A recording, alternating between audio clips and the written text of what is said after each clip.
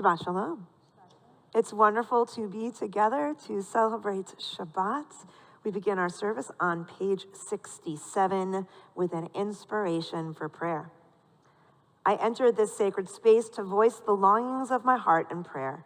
In sacred company, I offer my love to the Holy One. I devote myself this morning to psalm and song, study and prayer. May my heart be lifted, may my thoughts be deepened, and may my soul, like the eagle, soar.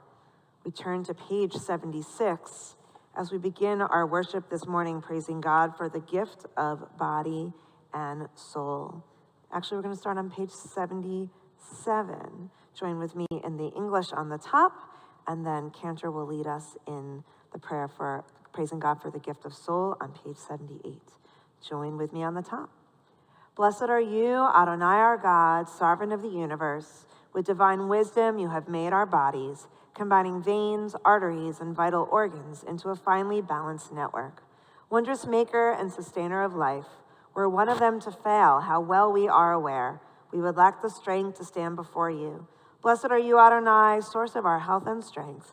Baruch atah Adonai, rofei chol basar, umafli la'asot.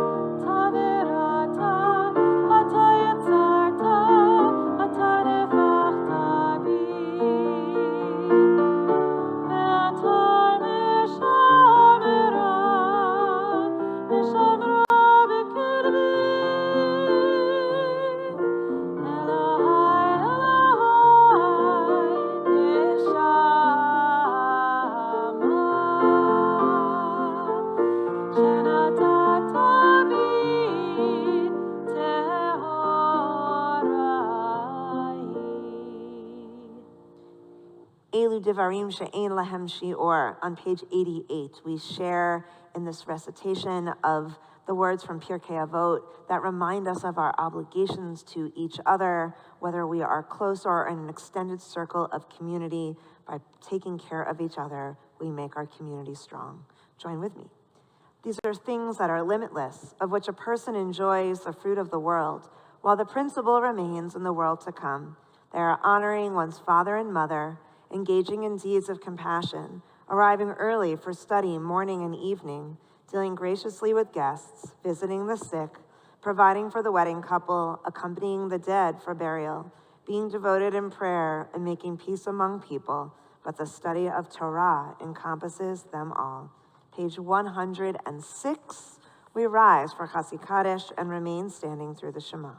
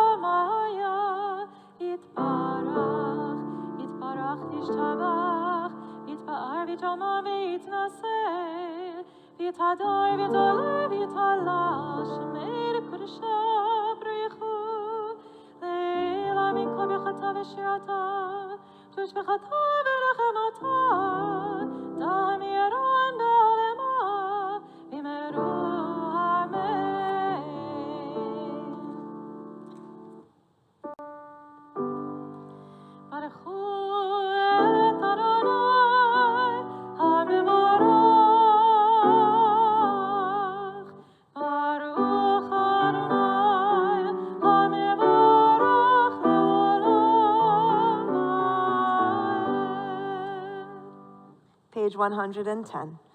Baruch ata Adonai Eloheinu melech haolam, yotzer or uvarei choshech, osei shalom uvarei et hakol. Hameir la'aretz v'ladarim aleha barachamim. Utuvo mechadesh bechol yom tamid ma'aseh v'reishit. Ma rabu ma'asecha Adonai, kulam bechokma asita, mal'ah ha'aretz kinyanecha. Titbarach Adonai Eloheinu, al shevach ma'aseh yadecha, va'al me'orei or she'asita yifa'arucha sela, or chadash al tzion ta'ir, v'nizkech lanu mehera le'oro, Baruch ata Adonai, yotzer ha'me'orot. On page 112, we read together. How deeply you have loved us, Adonai, our God, gracing us with surpassing compassion. On account of our forebears, whose trust led you to teach them the laws of life, be gracious to us, teaching us as well. O merciful one, have mercy on us by making us able to understand and discern, to heed, learn, and teach, and lovingly to observe, perform, and fulfill all that is in your Torah.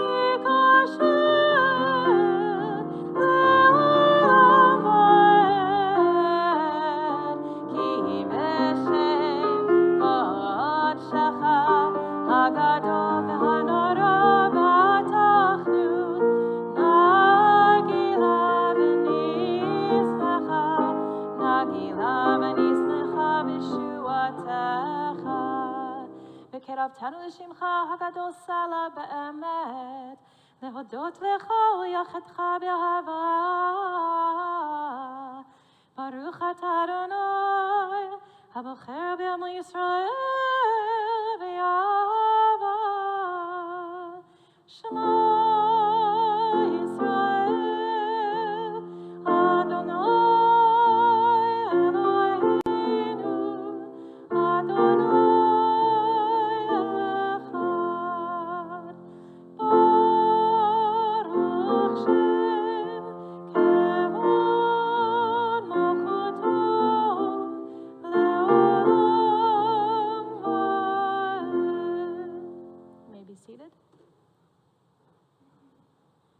Please join me on page 116 with Ve'afta. Ve'afta et Adonai Elohecha b'chol levavcha v'chol nafshecha v'chol me'odecha ve'hayu hadvarim ha'ele asher anochi mitzavecha hayom al levavecha Veshinantam levanecha, v'dibartam b'shivtecha, b'beitecha, v'valechtecha v'derech, uv'shochbecha, uv'kumecha, וקשרתם לאות על ידיך, והיו לטוטפות בין עיניך, וכתבתם על מזוזות ביתך ובישעריך, למען תזכרו, ועשיתם את כל מצוותיי, והייתם קדושים לאלוהיכם. אני אדוני אלוהיכם, אשר הוצאתי אתכם מארץ מצרים, להיות לכם לאלוהים. אני אדוני אלוהיכם. אמת. On page 121, we read responsively. The eternal truth is that you alone are God and there is none else. May the righteous of all nations rejoice in your love and exult in your justice.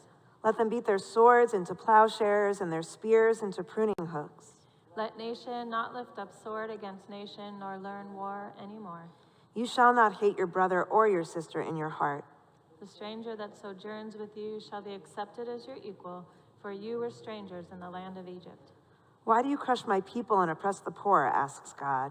We know that the Eternal One defends the poor and upholds the rights of the needy. Praise to God Most High. Blessed is God and deserving of blessing.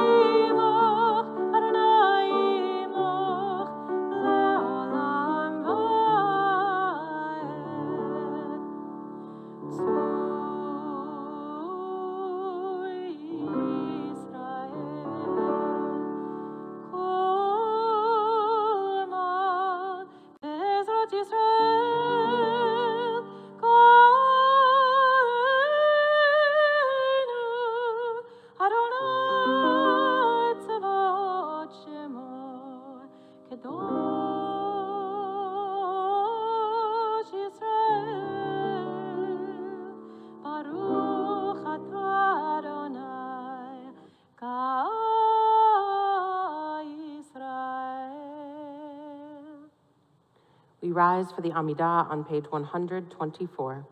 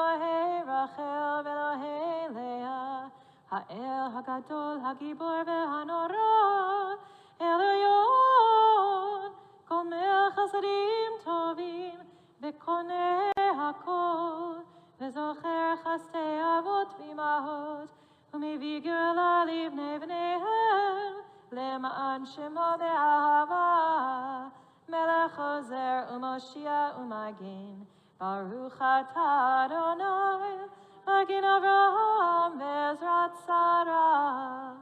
Atah Gibor le'olam Adonai, Mechayeh hakol atah Rav leHoshia. Morid hatal, Mechakel chaim bechesed, Mechayeh hakol berachamim rabim.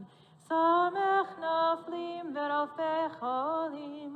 Umatir asurim, umekayem emunato, lishene afar, michamocha ba'al gevurot, umido melech, melech memit, umechayeh, umotzmiach Yeshua, b'neman atah lehachayot hakol.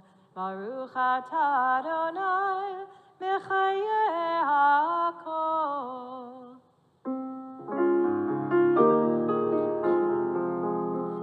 Nekadesh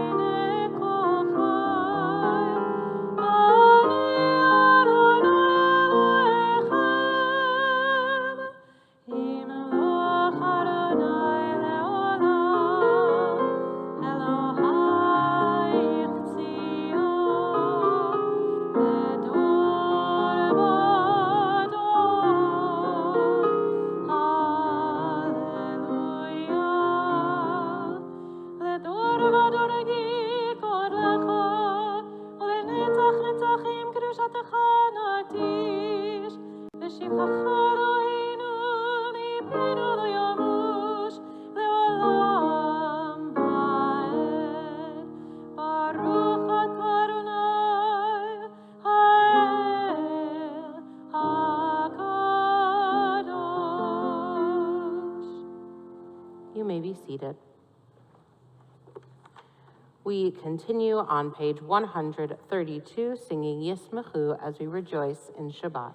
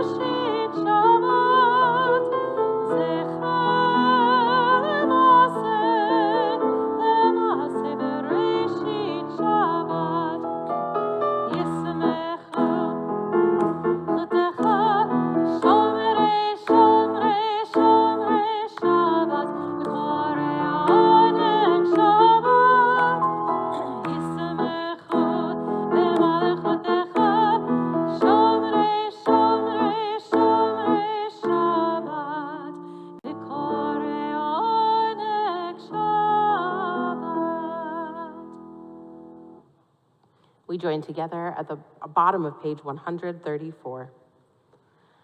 Our God and God of our ancestors, be pleased with our rest. Sanctify us with your mitzvot and grant us a share in your Torah.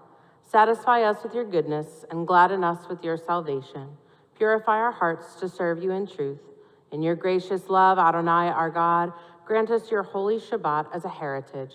May Israel, who sanctifies your name, rest on Shabbat. Blessed are you, Adonai, who sanctifies Shabbat. Baruch atah Adonai, Mekadesh HaShabbat. Page 139. For the expanding grandeur of creation, worlds known and unknown, galaxies beyond galaxies, filling us with awe and challenging our imaginations, Modim Anachnu Lach.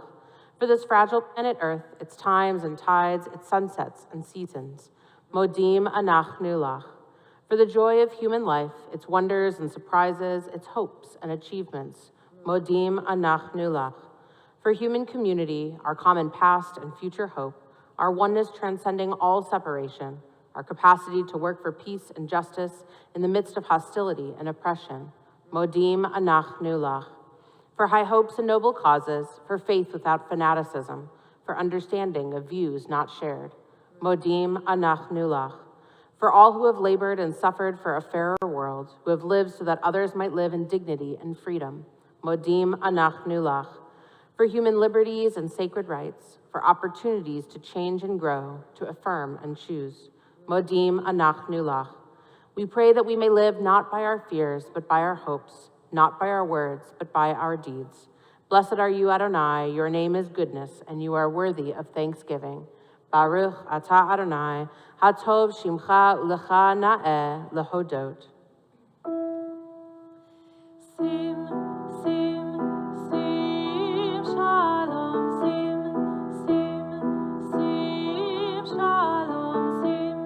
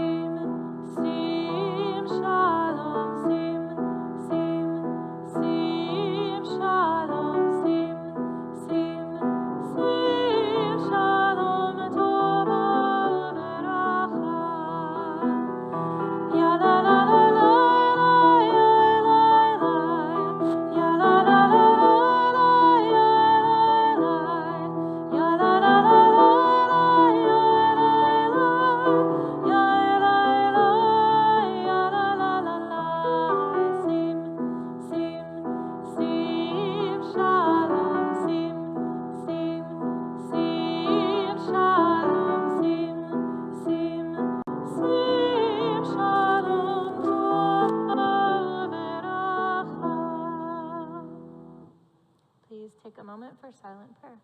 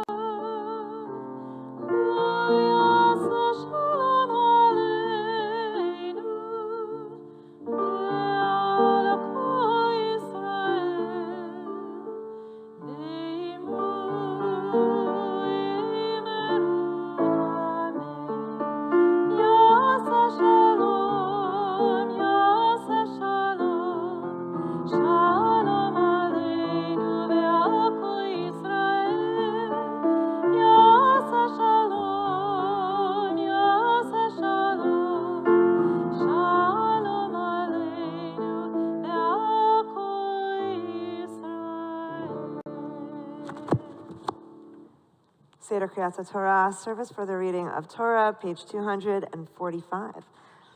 Assemble the people, men, women, and children, and the strangers in your cities, to hear, to learn, to revere Adonai our God, to observe faithfully the words of this Torah.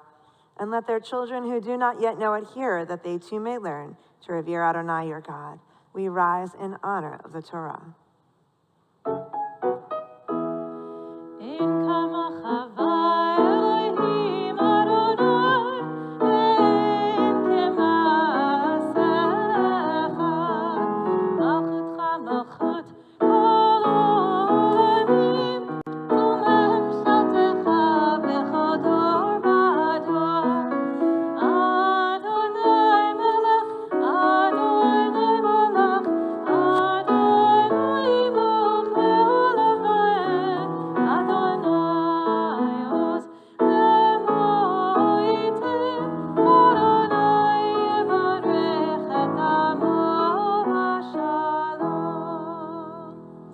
On the bottom of page 247, we read responsively. In this scroll is the secret of our people's life from Sinai until now. Its teaching is love and justice, goodness and hope. Freedom is its gift to all who treasure it. Baruch Shanatan Torah Torah. Baruch Shanatan Torah Torah. Lamo Yisrael B'Toshato. Shema Yisrael Adonai Eloheinu Adonai.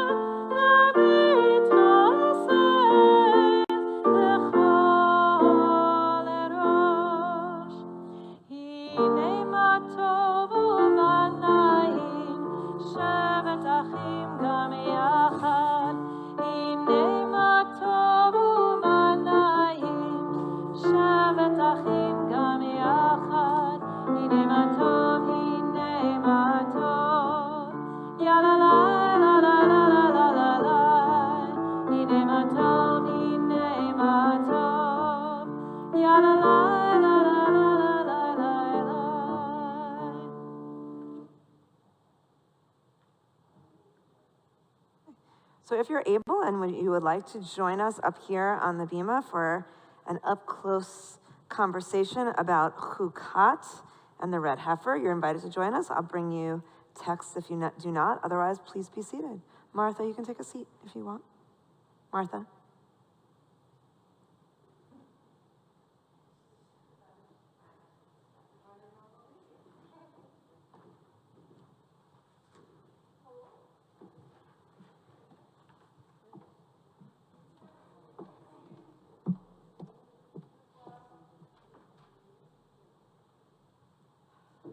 All right.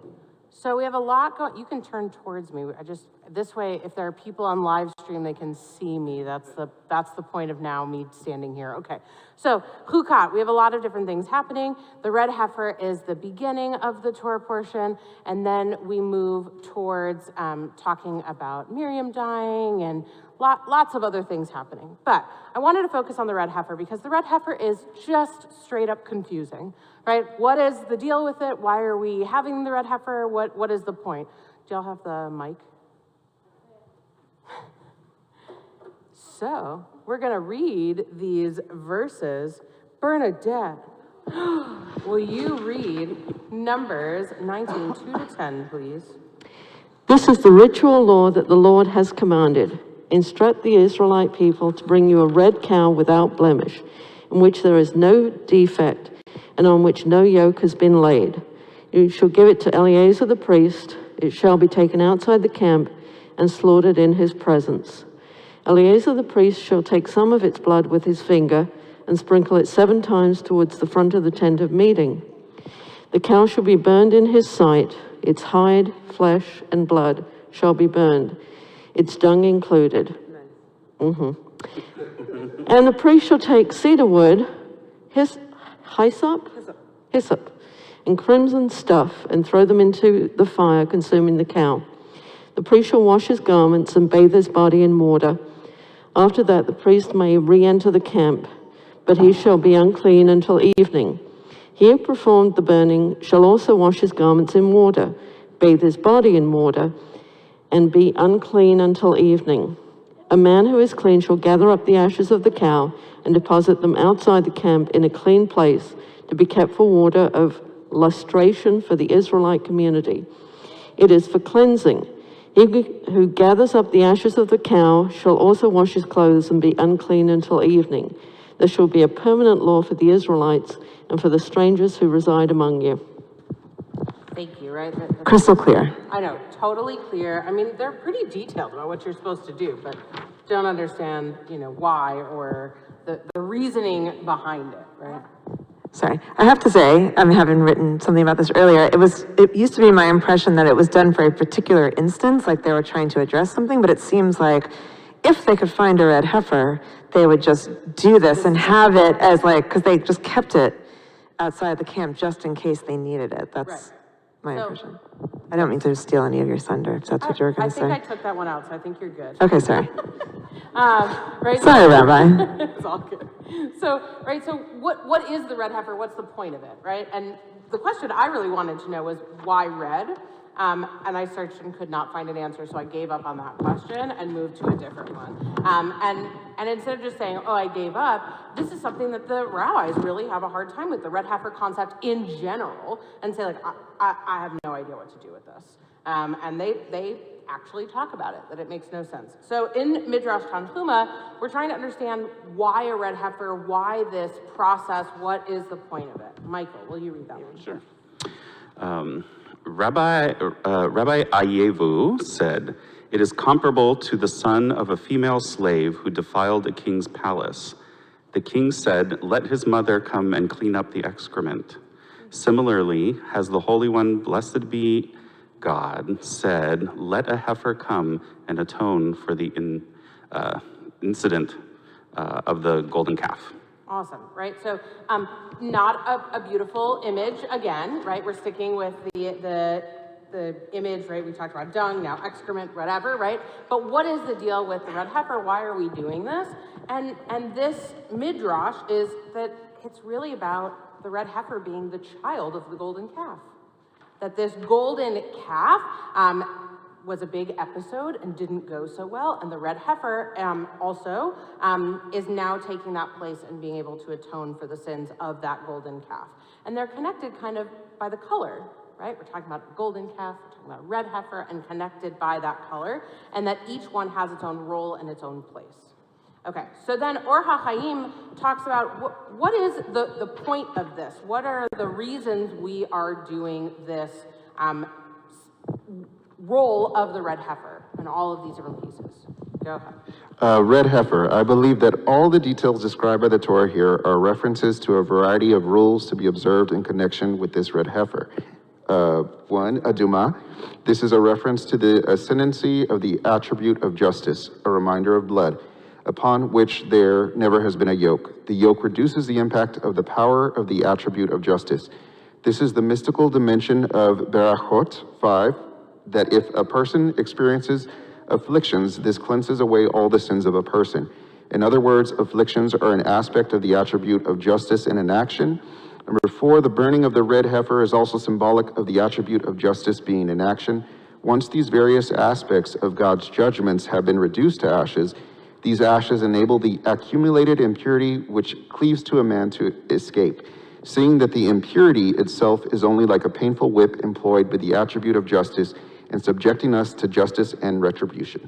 Okay, so pretty lengthy, but I think that this is I love my weird commentaries. I can't help it, right? So I love this idea about explaining justice in connection with the red heifer and how we stand up for justice. And when we're active, we become more pure. We are helping the community as we pursue justice, and we go towards being more just and making the world around us more just.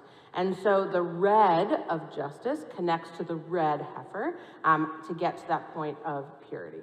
I thought that was really cool. So great, but we don't have any red heifers around us.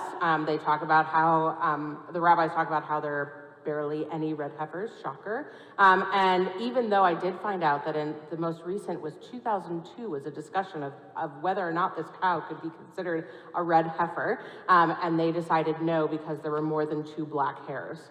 Legit, I found that. So now, for us as Reformed Jews, how do we understand this whole concept of the red heifer? Zach, go for it.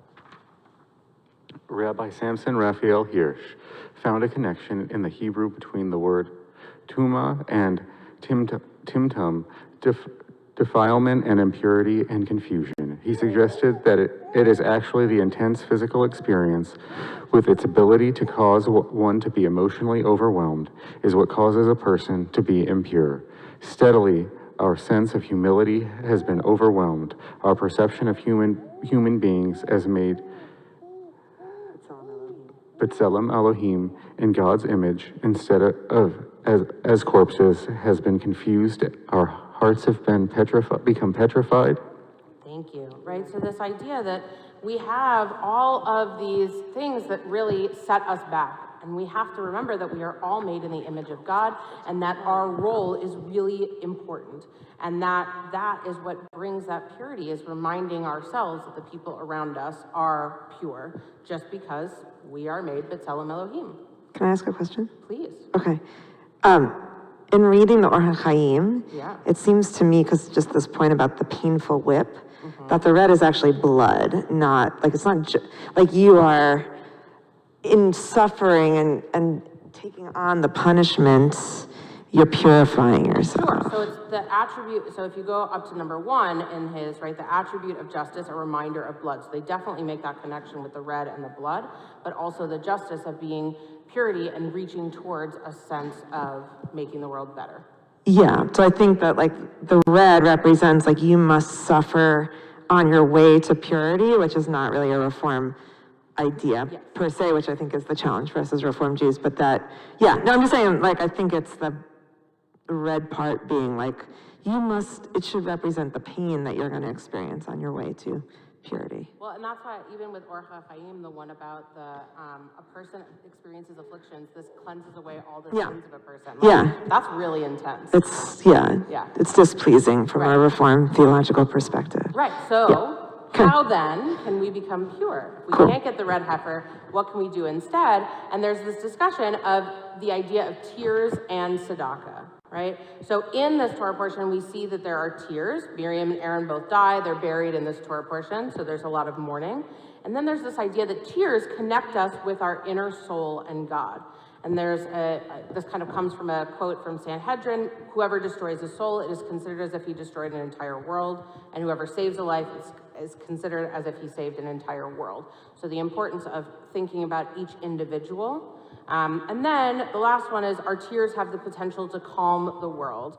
And this also comes from a Talmudic quote: when we shed tears for a virtuous human being, the Holy One counts them and lays them up in God's treasury. So again, focusing on that B'Tselem Elohim and being able to recognize that each person is important.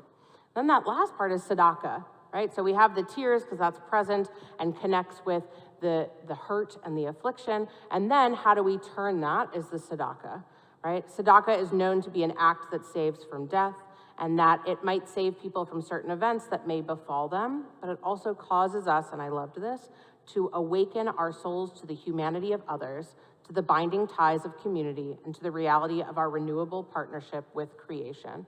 So reminding us that even though we go through all of these difficult things and the reaching for justice and the blood, that we can make the world a better place, and by doing that is that concept of tzedakah. Shabbat Shalom. All right, so Cantor Berlin is going to read the bolded of the text from the Torah portion.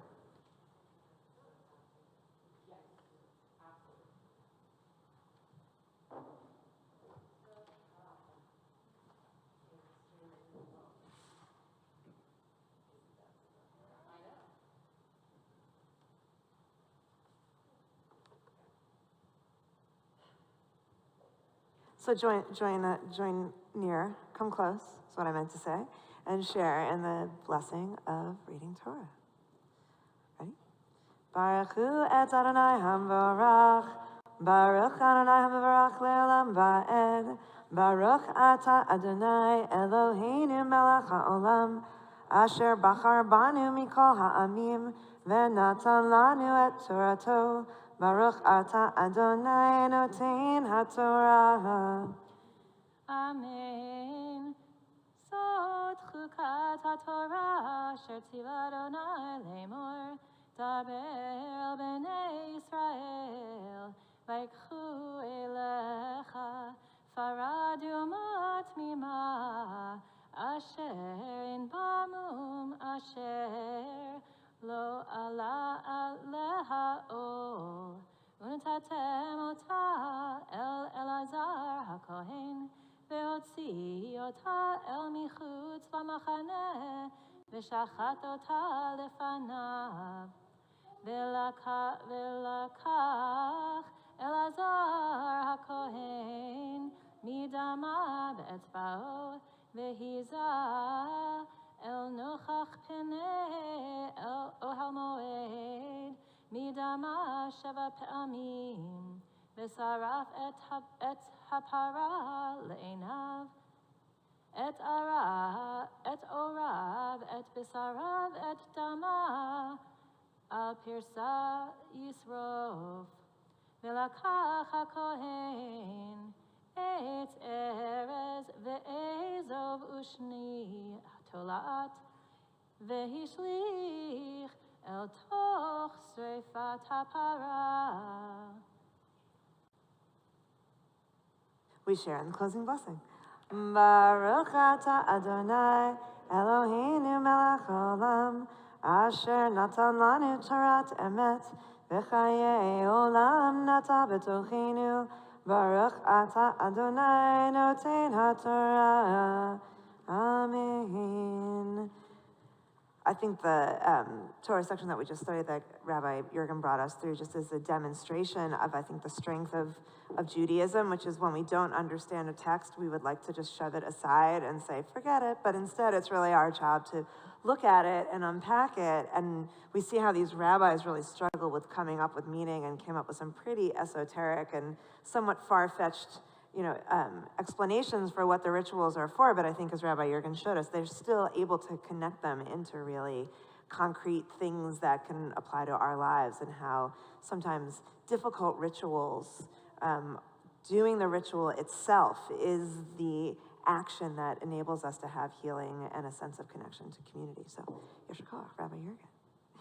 In the presence of Torah, we offer prayers for those who face the future not fully whole. I invite you, if you'll feel comfortable, to come close to our Torah scroll as we share in our prayer for healing. Misha Berach, Avotenu, Abraham, Yitzchak, Yaakov, Imotenu, Sarah, Rivka, Leah, Rachel.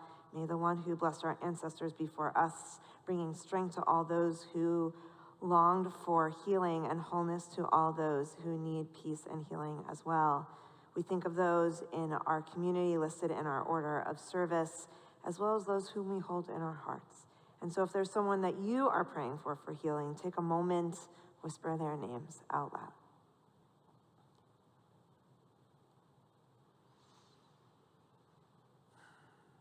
And so, strengthened by each other's presence, we offer prayers for healing, singing the words of Misha Berach.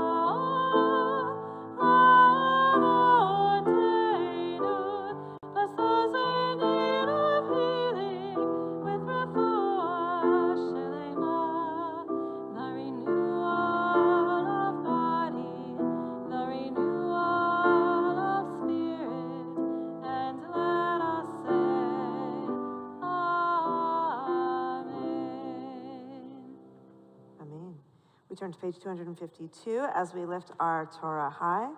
If you're able, I invite you to rise if you're not already standing.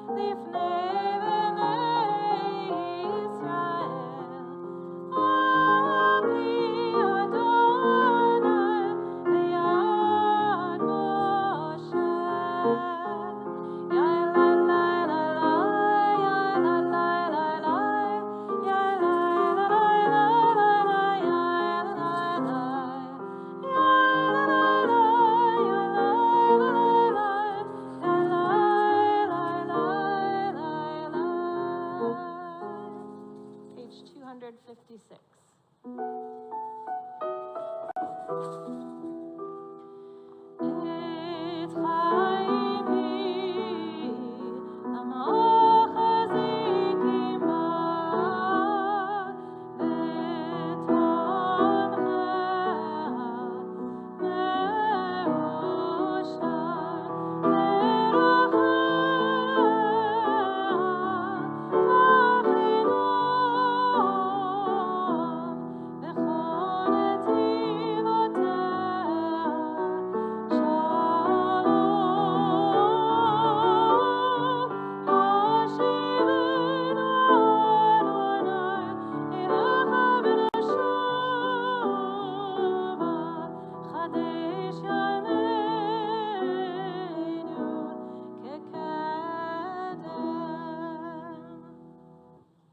We continue with Aleinu on page 283.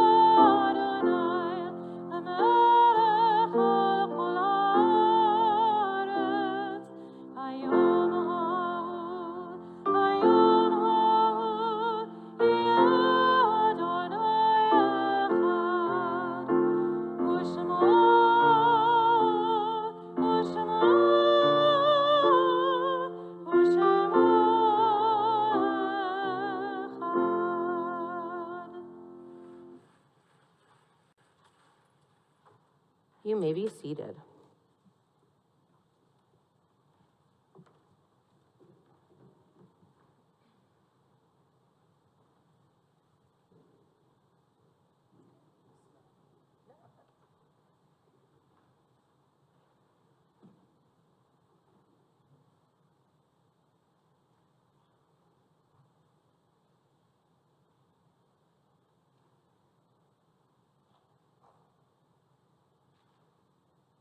As we turn to page 288 for our memorial meditation, we note with sadness the death of Rabbi Aryeh Sheinberg of Congregation Rodfei Shalom. The burial will take place Monday in Israel. A poem by Merit Malloy. When I die, give what's left of me away to children and old men that wait to die. And if you need to cry, cry for your brother walking the street beside you. And when you need me, put your arms around anyone and give them what you need to give me. I want to leave you something better than words or sounds. Look for me in the people I've known or loved, and if you cannot give me away, at least let me live in your eyes and not in your mind. You can love me best by letting hands touch hands and by letting go of children that need to be free. Love doesn't die, people do. So when all that's left of me is love, give me away. Our thoughts turn now to those in our community who have died at this time in years past. As we mark their yard sites, we remember them.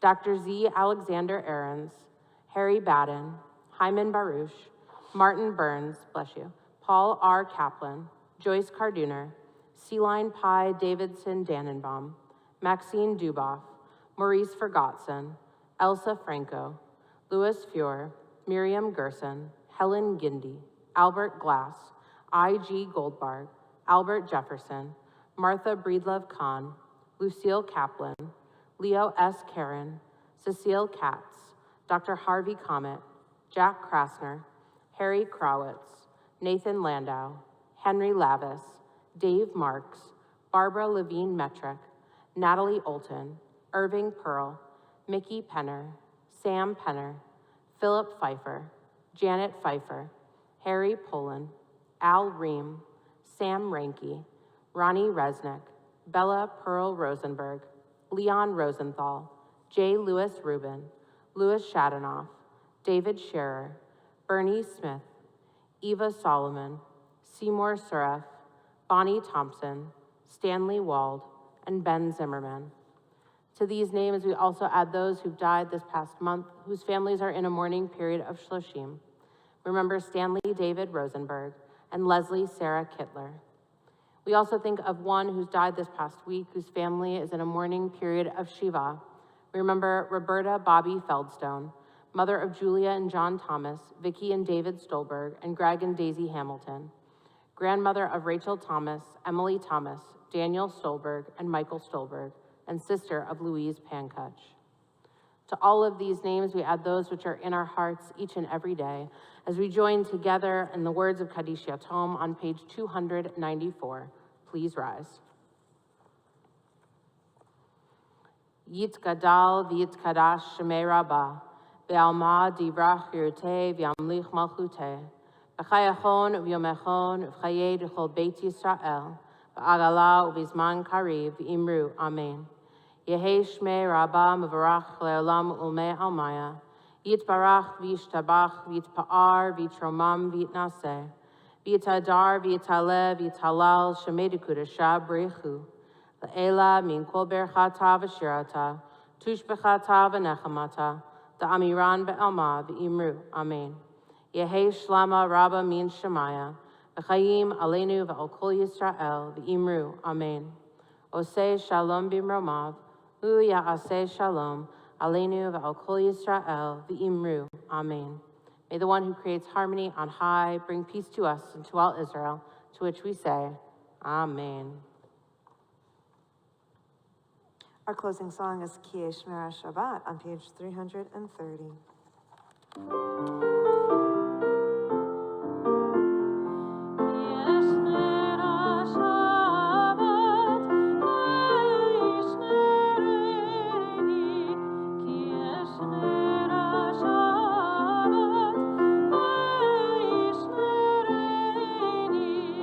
Oti le'omeah